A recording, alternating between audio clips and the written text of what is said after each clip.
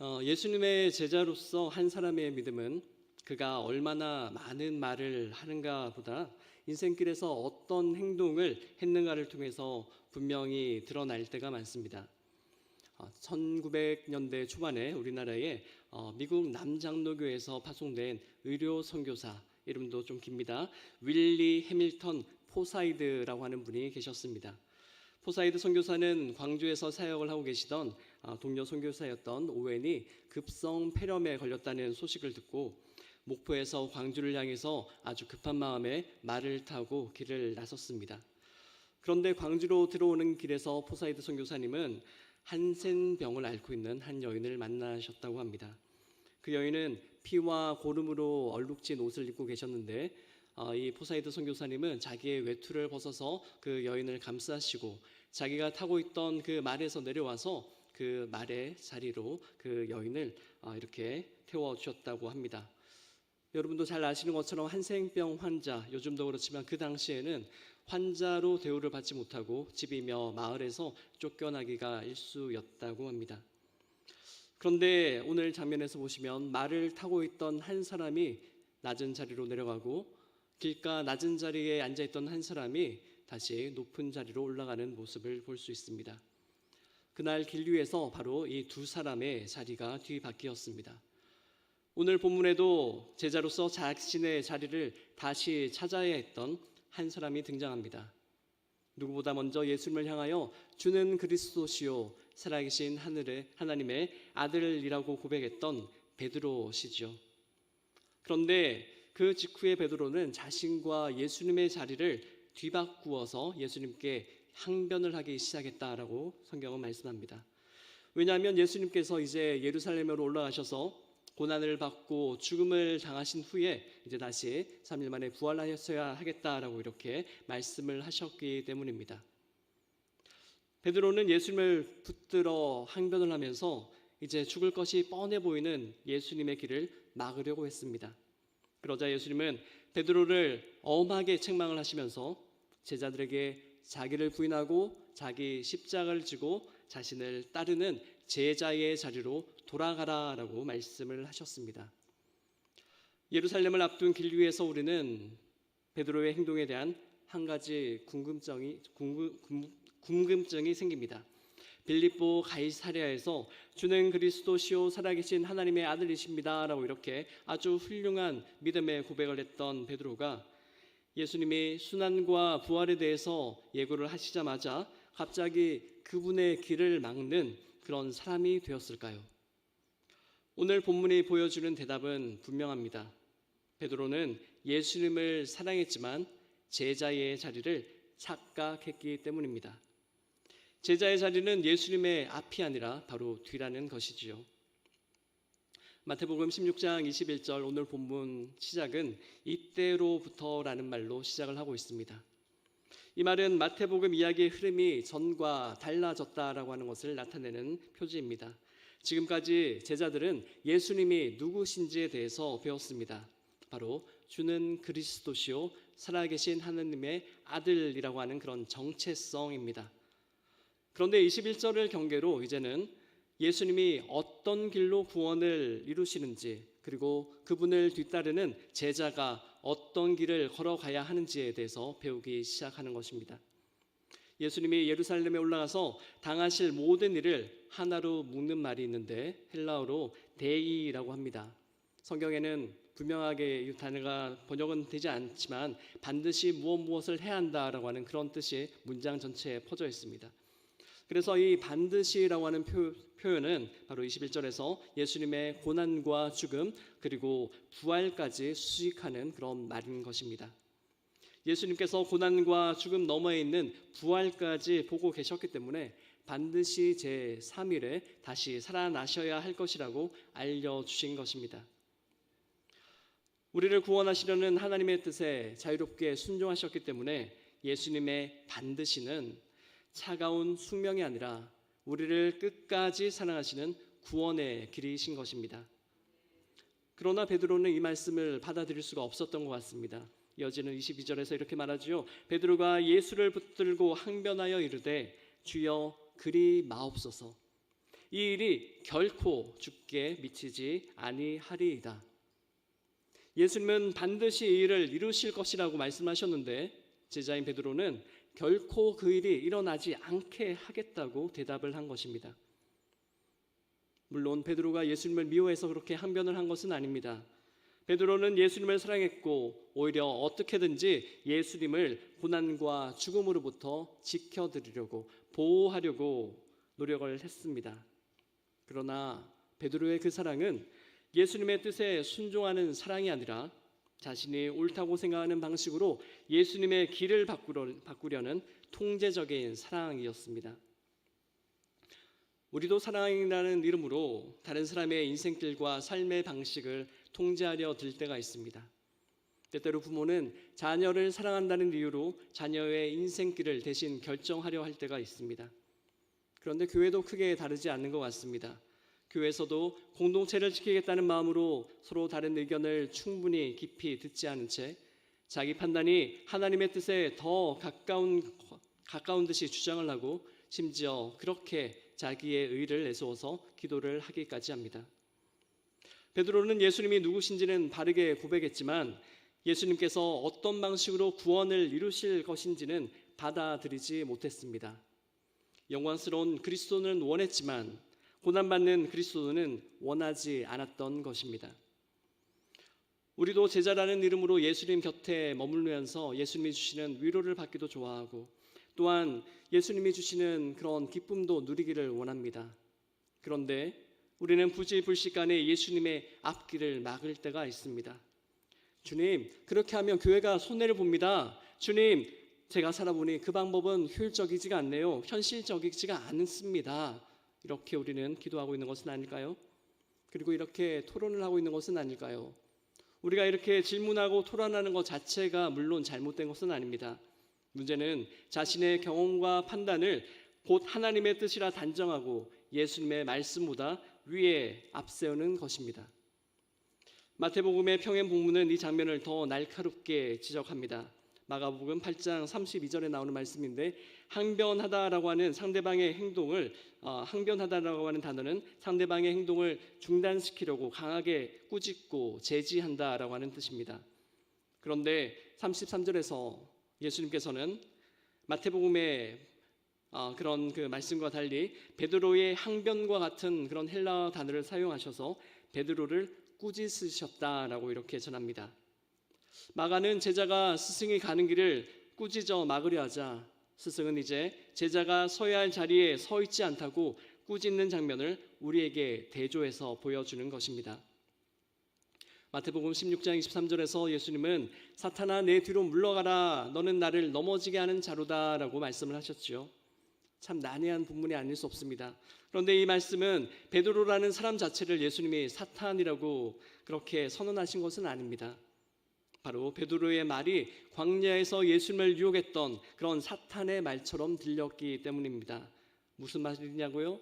베드로의 항변 역시 고난 없이 영광을 얻고자 했고 십자가 없이 왕이 되라고 하는 그런 사탄의 유혹이 그렇게 공명되고 있었다라고 하는 것이죠. 여기에서 바로 복음의 놀라운 역설이 드러납니다. 베드로는 예수님을 죽음에서 지켜드리려 했지만 십자가를 우회하는 길은 하나님께서 예수님께 맡긴 구원의 길이 아닌 것이지요. 예수님께서 죽음의 길을 끝까지 가셔서 바로 베드로를 구원하셔야 했던 것입니다. 마태복음 20장 28절에서 예수님은 인자가 온 것은 섬김을 받으려 함이 아니라 도리어 섬기려 하고 자기 목숨을 많은 사람의 대속물로 주려 함이라라고 말씀을 하셨습니다. 예수님의 죽음은 단지 불의한 고난에 꺾이지 않는 독립운동가와 같은 그런 훌륭한 사람의 모범이 아니라 자기 생명으로 온 세상을 구원한 대속의 은혜이기 때문입니다. 예수님은 베드로를 사랑하지 않으셨기 때문에 그의 만류를 매몰차게 거절하신 것이 아니라 오히려 베드로를 구원하시기 위해 그가 걸어가시려던 길에서 물러서지 않으신 것입니다. 제자가 걸어가야 하는 길을 제자도라고 하지요. 그런데 제자도는 우리가 먼저 십자가를 지고 출발할 수 있는 그런 길이 아닙니다. 왜냐하면 우리 대신 십자가를 진 예수님께서 우리에게 따르라고 하셨기 때문에 십자가의 은혜 안에서 우리가 그분의 뒤를 따를 수 있기 때문입니다. 그렇습니다. 은혜가 먼저입니다. 뒤따름은 그 은혜에 힘입은 우리의 응답인 것입니다. 본문 23절에 내 뒤로 물러가라는 명령은 온 세상을 위해 예수님이 걸어가실 길에서 저리 멀리 비키라라고 하는 아주 엄중한 책망입니다. 그러나 이어지는 24절에서 예수님은 누구든지 나를 따라오려거든 자기를 부인하고 자기 십자가를 지고 나를 따를 것이니라 라고 말씀하셨습니다. 길에서 비키라라고 하는 책망과 그리고 길에서 따르라라고 하는 부르심을 우리가 함께 들어야 베드로가 돌아가야 할 자리가 결국 예수님의 뒤라고 하는 사실을 우리는 알게 됩니다. 그렇습니다. 제자의 자리는 예수님의 앞이 아니라 뒤입니다. 지난 2012년에 이런 책이 우리나라에 출간되었습니다. 팬인가 제자인가, 영어로는 Not a Fan이라고 하는 제목인데요. 미국 교회에서 목회를 하고 계시는 저자 카일 아이들만이라고 하는 목사님이 이 책을 쓰셨는데, 그분은 팬과 제자를 구별하면서 팬을 이렇게 이야기를 합니다. 팬이라고 하는 것은 선수를 열성적으로 좋아하고 응원하는 사람이라고 하는 것입니다. 그런데 그 팬은 경기장에 앉아서 선수의 그런 모든 기록과 그런 습관들을 아주 잘 알고 있습니다. 그래서 큰 소리로 응원을 하지요. 그런데 그 팬은 선수를 대신해서 경기장에 내려가거나 혹은 땀을 흘려서 몸을 부딪히지는 않습니다. 단지 멀리서 안락한 그런 에어컨 바람을 쐬면서 혹은 맛있는 음식을 먹으면서 그냥 그 선수를 응원할 뿐이지요. 그런 관점에서 교회에도 팬과 같은 성도가 있을 수 있습니다. 그분들은 이런 특징을 지녔다고 하네요. 예수님에 관해 많이 알면서도 예수님을 실제로 따르려고 하지는 않는 그런 성도를 말한다고 합니다. 예수님께 가까이 있어서 위로와 도움을 받고 싶지만 예수님이 자신의 계획과 소비와 관계와 또한 시간에 개입하시는 것은 원하지 않는다라고 하는 것이지요. 반면에 제자는 자기 기분대로 예수님을 따르려는 사람이 아니라 바로 성령 하나님께서 주시는 그 힘으로 예수님의 뒤를 따라 걷는 사람을 말한다고 합니다. 그래서 아이들만 목사님은 성도에게 예수님과의 관계가 팬인지 아니면 제자인지를 분명하게 결정하는 그런 대화를 시작할 필요가 있다라고 말을 합니다. 나는 과연 예수님의 사상과 행동을 좋아하는데 그치고 마는 그런 팬과 같은 사람인가? 아니면 그분의 말씀을 듣고 순종하며 그분과 살아가고 있는 그런 제자인가라고 하는 그 질문이 바로 그러한 대화의 시작점이 될 수 있을 것입니다. 그런데 또 아이들만 목사님은 우리가 나의 기준으로 팬과 제자를 구분하는 것은 다른 사람을 평가하는 기준이 되기 때문에 그렇게 해서는 안 된다라고 이야기를 합니다. 저 사람은 팬이고 나는 제자야 라고 말하는 순간 우리는 또다시 예수님보다 다른 사람을 심판하게 되기 때문입니다. 예수님보다 앞서서 다른 사람을 심판하기 때문입니다. 베드로는 예수님을 멀리 지켜보기만 했던 팬은 아닙니다. 예수님을 사랑하고 실제로 따르던 제자였지요. 그러나 바로 그 제자도 한순간 팬처럼 예수님을 응원하면서도 자신이 원하지 않는 예수님의 길을 막으려는 잘못을 저지르고 말았습니다. 그래서 우리는 누가 팬이고 누가 제자인가라고 하는 질문이 아니라 나는 지금 예수님 뒤에서 걷고 있는가라고 하는 물음으로 자신을 돌아보아야 하는 것입니다. 마태복음 16장 24절에서 예수님은 제자가 되기 위해서 자기를 부인하고 자기 십자가를 지고 나를 따를 것이니라 라고 말씀하셨습니다. 이 명령에는 세 가지의 명령이 이어지고 있죠. 자기를 부인하라, 자기 십자가를 지라, 그리고 나를 따르라 라고 하는 명령입니다. 그러나 이 명령들은 서로 다른 세 개의 명령들은 아닙니다. 바로 예수님보다 한때 앞장서려고 했었던 그런 베드로가 다시 제자의 자리로 돌아가기 위해서 따라야 할 일련의 움직임을 우리에게 보여주고 있는 것입니다. 첫째는 자신을 부인하라라고 하는 명령이었죠.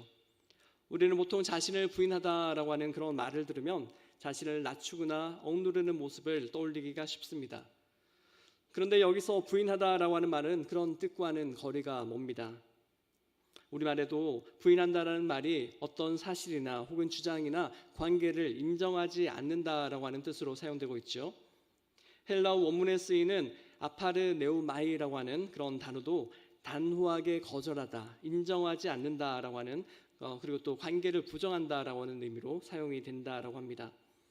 그러므로 예수님께서 말씀하신 자기를 부인하다라고 하는 말씀은 바로 내가 내 삶의 주인이다라고 하는 그런 주장을 인정하지 말라라고 하는 말씀입니다. 내 생각이 언제나 최종적인 결론이 되어야 하고, 또한 예수님도 내가 정한 방식으로 가셔야 한다라고 하는 그런 주장과 거리를 두라는 말씀입니다. 본문의 베드로를 보십시오. 그는 두 손으로 예수님을 붙잡았습니다. 그러나 실제로 그가 더 단단히 붙잡고 있는 것은 그의 아집이었고 그의 생각이었고 그의 자기 주장이었습니다. 베드로는 예수님을 사랑했지만 자신이 받아들일 수 있는 모습의 예수님만 따르려고 했습니다. 그래서 영광스러운 그리스도는 붙잡았지만 고난받는 그리스도는 거절했습니다. 훗날 마태복음 26장에서 베드로는 예수님을 모른다고 부인합니다. 그런데 오늘 본문에서 예수님은 베드로에게 정반대의 부인을 부탁하셨습니다. 주님을 부인하지 말고 바로 주님보다 앞서려는 자기 주장을 부인하라는 것입니다. 자기 부인은 내 생각을 아예 갖지 말라는 것은 아닙니다. 내 생각을 예수님의 말씀보다 높은 자리에 두지 말라는 것입니다. 베드로에게 필요했던 것은 자기 생각을 없애는 일이 아니라 주님의 길을 막고 있던 자신의 두 손을 내리는 일입니다. 마태복음 주석가인 도널드 헤이거도 자기 부인을 십자가를 지고 예수님을 따르기 위해 먼저 이루어야 할 그런 의식적인 결단, 의지적인 결단이라고 설명을 합니다. 우리도 가정에서 사랑이라는 이름으로 가족의 길을 정하려 할 때가 있고, 또 교회에서도 경험과 책임을 내세워서 내 판단을 곧 하나님의 뜻이라고 단정할 때도 있습니다. 바로 그때 자기 부인은 이렇게 우리가 고백하게 만듭니다. 주님, 제 생각이 전부가 아닙니다. 주님, 제가 주님의 길을 정하지 않겠습니다. 주님께서 먼저 가십시오 라는 것이죠. 둘째는 이어서 자기 십자가를 지라라고 하는 명령입니다. 우리가 잘 알고 있듯이 당시 십자가는 어떤 장신구나 종교적인 경건한 상징이 아니라 로마 제국에서 사형 선고를 받은 사람이 처형장으로 지고 가야 하는 그런 수치와 죽음의 도구였습니다. 그러므로 자기 십자가를 진다라고 하는 것은 인생의 모든 어려움을 무조건 참으라라고 하는 그런 개인적인 차원의 뜻이 아닙니다. 예수님께 충성했기 때문에 손해와 수치를 겪더라도 주님께서 걸어가시는 길에서 물러서지 않겠다라고 하는 그런 뜻입니다. 그러나 예수님의 십자가와 우리의 십자가는 다릅니다. 예수님의 십자가는 우리를 구원하시는 대속의 십자가시고, 우리의 십자가는 구원받은 사람이 지는 순종의 십자가입니다. 우리는 십자가를 잘 져서 구원받는 것이 아니지요. 바로 예수님을 따라 예수님의 십자가를 따르기 때문에, 바로 그분의 뒤를 따라 가기 때문에 우리는 구원을 받는 것입니다. 그래서 자기 십자가는 폭력이라든지 그런 부당함을 참고 견디라라고 하는 것이 아닙니다. 오히려 예수님께 충성하기 때문에 정직을 선택하고, 행여 잘못했을 때 체면을 내려놓고 사과를 하면서 모두가 외면하는 그런 소외된 사람 곁에 서는 것을 의미합니다. 포사이드 선교사는 길가에 쓰러진 그런 한센병 여인을 외면하지 않으셨지요. 그는 말에서 내려서 그 여인을 자신이 앉아있던 자리로 태웠습니다. 제자의 십자가는 힘이 없는 사람에게 더 희생하라고 요구하는 그런 짐을 지우는 것이 아니고, 힘과 권한을 가진 사람이 고통받는 사람 곁으로 자리를 옮기는 모습으로 나타납니다. 셋째는 나를 따르라는 명령입니다. 예수님의 말씀은 자기 부인과 십자가에서 끝나지 않으셨습니다. 바로 마지막 명령은 나를 따르라라고 하는 것입니다. 제자도의 목적은 내가 얼마나 많이 포기했고 내가 얼마나 많은 그런 고통을 견뎌냈는지를 증명하는 것이 아니라고 하는 것입니다. 제자도에서 중요한 것은 바로 누구의 뒤를 따라 걷고 있는가 하는 것입니다. 그렇죠. 예수님께서 먼저 예루살렘으로 올라가셨습니다. 먼저 고난을 받으셨고 십자가를 지셨으며 죽음을 지나 부활의 길을 여셨습니다. 제자는 자기 힘으로 새로운 길을 만들어내는 사람이 아닙니다. 예수님께서 먼저 남기신 발자국을 따라 걷는 사람이지요. 마태복음 16장 24절의 평행 본문인 누가복음 9장 23절에서 예수님은 아무든지 나를 따라오려거든 자기를 부인하고 날마다 제 십자가를 지고 나를 따를 것이니라 라고 말씀하셨습니다. 마태복음과 달리 날마다라고 하는 그런 말씀이 들어가 있습니다. 누가는 아마 자기 십자가를 지라는 예수님의 명령에서 날마다라고 하는 그 말씀을 더 깊이 듣고 강조를 한 것 같습니다. 제자는 비록 예수님보다 앞에서는 실수를 종종 할 때가 있지만 자신이 잘못된 자리에 섰다라고 하는 것을 깨달을 때면 바로 날마다 성령 하나님의 도움을 구하시면서 다시 예수님의 뒤로 돌아가는 사람이라는 것입니다. 다시 한번 누르 선교사 포사이드의 이야기로 돌아가 볼까요? 전해지는 기록에 따르면 포사이드 선교사가 광주에 도착하셨을 때 오웬 선교사는 이미 안타깝게도 세상을 떠나셨다고 합니다. 포사이드가 데려온 여인 역시 오래 살지는 못했다라고 합니다. 그렇다면 포사이드 선교사의 선한 행동이 이렇게 두 사람의 죽음을 막지 못했는데 그의 행동은 아무런 의미가 없는, 가치가 없는 행동이었을까요? 그렇지 않겠죠. 바로 그는 자신의 행동의 결과가 어떠할지를 생각하지 않고 바로 그가 있는 제자의 자리에서 최선을 다했습니다. 이동의 효율성이라든지 치료의 성공 가능성을 따지면서 어떤 사람이 먼저 치료받을 가치가 있는가 저울질하지 않았다라는 것입니다. 그날 포사이드 선교사의 행동을 목격한 한 성도가 계셨습니다. 그분은 최흥종이라고 하는 인물입니다. 이 최흥종이라고 하는 분은 포사이드 선교사와의 만남을 통해서 예수님을 뒤따르는 제자의 자리를 발견하셨고 인생의 새로운 길을 걷기 시작하셨습니다.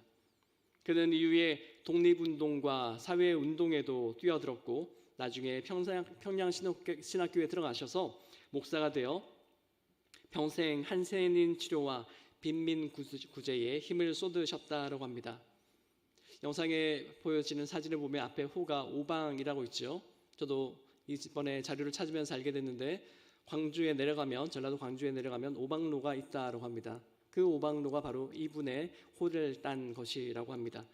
얼마나 하나님의 삶이 그 지역의 많은 사람들에게 영향을 끼쳤는지 우리가 알 수 있지요.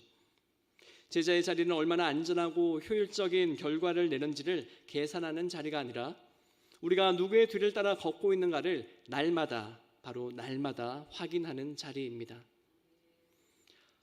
마태복음 16장 25절에서 예수님은 누구든지 제 목숨을 구하면 잃을 것이요 누구든지 나를 위하여 제 목숨을 잃으면 찾으리라 라고 말씀하셨습니다. 우리는 삶을 지키기 위해서 자리와 재산과 체면을 붙드는 사람입니다. 그것들이 있어야 우리의 삶이 무너지지 않을 것이라고 생각하기 때문입니다. 그러나 그러한 것을 지키려는 일에 우리의 온 생명을 걸다 보면 정말 하나님께서 주신 그런 삶의 기쁨이나 이웃을 사랑할 수 있는 그런 마음을 잃어버릴 수도 있습니다. 이어지는 26절에서 예수님은 사람이 만일 온 천하를 얻고도 제 목숨을 잃으면 무엇이 유익하리요? 라고 물으셨습니다. 좋은 직장과 안정된 생활은 아주 중요합니다. 소중합니다. 교회의 성장과 안정도 더할 나위 없이 중요하지요. 그러나 그것들이 제자로서 우리의 가치를 증명하거나 생명을 구원할 수는 없습니다. 예수님은 단순히 목숨을 걸라, 목숨을 잃으라 라고 하시지 않으시고 바로 나를 위하여 라고 말씀하셨습니다.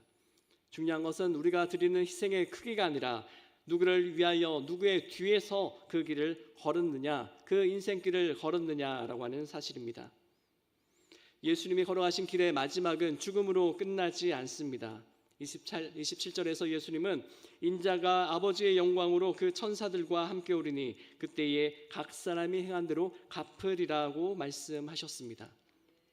21절에서 예수님은 고난받고 죽임당하실 인자로서 나타나셨지만 27절에서는 아버지의 영광으로 세상을 심판하러 다시 오시는 인자로서 이렇게 나타나셨습니다. 십자가가 마지막이 아니라 부활하신 인자가 영광으로 다시 오시는 것이 우리의 제자도의 마지막이라는 것입니다. 그런데 여기에서 행한 대로 갚으시리라라고 하는 주님의 말씀은 우리가 행위로 구원받는다는 뜻은 물론 아닙니다. 그러나 우리의 행위는 마지막 날 우리의 믿음이 실제로 누구의 뒤를 따르는 삶을 살았는지를 드러내는 것입니다. 아무도 알아주지 않는 섬김과 손해를 감수하는 정직한 제자의 삶을 바로 주님께서 기억하십니다. 이 말씀은 위로인 동시에 제자의 삶을 따르지 않는 이들에게는 경고의 말씀이기도 합니다. 그러나 우리를 심판하실 분은, 우리를 판단하실 분은 바로 낯선 심판자가 아니라 우리를 위하여 십자가를 지신 바로 그 주님이라고 하는 사실을 기억하시기를 바랍니다. 제자는 한 번도 예수님이 걸어가신 그 정도를 벗어나지 않은 사람이 아니라요, 바로 베드로처럼 서지 말아야 할 자리에 서서 주님의 길을 막을 수도 있는 그런 흔들리는 삶을 살았던 사람입니다. 그러나 예수님께서는 우리를 그 흔들리는 자리, 잘못된 자리로 그냥 두지 않으십니다. 주님의 말씀으로 우리를 책망하시고 성령으로 우리를 깨닫게 하시고 다시 우리가 걸어가야 할 제자의 위치, 제자의 자리, 바로 예수님의 뒤를 따르도록 우리를 부르시는 것입니다. 오늘 수요밤 헌신 예배를 주관하신 우리 5일 남성교회 회원 여러분, 교회에서 앞장선다라고 하는 것은 예수님보다 앞장서서 가는 것이 아닙니다. 여러분이 갖고 계시는 오랜 경험 그리고 맡으신 책임을 주님의 말씀 앞에 내려놓고 다른 성도들과 함께 예수님의 뒤를 따라 걷는 것입니다. 가정과 일터와 교회에서 사람을 세우고 화해의 길을 여는 우리 5일 남성교회가 되기를 주님의 이름으로 축복합니다. 또한 사랑하는 우리 성도 여러분, 예수님은 우리에게 십자가를 지라고 명령하시고 저 멀리 안전한 곳에서 그냥 바라만 보고 계시는 분은 아닙니다. 예수님이 먼저 예루살렘으로 올라가셨고 우리의 죄와 죽음을 짊어지시고 십자가에 달리셨으며 제3일에 죽음을 이기고 살아나셨습니다. 그리고 장차 아버지의 영광으로 다시 오실 것입니다. 바른 제자도는 예수님을 앞서 걸어가는 것이 아니라 우리를 위하여 먼저 길을 여신 예수님의 뒤를 따르는 것입니다. 제자의 자리는 예수님의 앞이 아니라 뒤입니다. 그런데 한번 상상해 보십시오. 우리가 예수님의 뒤에 서면 어떤 풍경이 보이겠습니까? 먼저는 예수님의 십자가가 보이겠지요. 그 뒤에는 우리가 짊어지고 가야 할 십자가가 보일 것입니다. 그렇게 예수님의 뒤를 따르다 보면 우리가 예수님의 뒤를 따르지 않을 때는 보이지 않던 예수님이 관심 가지시고 예수님이 사랑하시는 오늘 포사이드가 만났던 한센병 여인과 같은 사람이 보일 것입니다. 그리고 그 길을 끝까지 걷다 보면 바로 주님께서 약속하셨던 것처럼 아버지의 영광으로 다시 오시는 모습을 마침내 보게 될 것입니다. 오늘 이 시간 예수님을 뒤따르는 제자가 되어 믿음으로 위대한 한 걸음을 내디딜 수 있는 우리 화곡동교회 모든 성도님들이 되시기를 주님의 이름으로 축복합니다.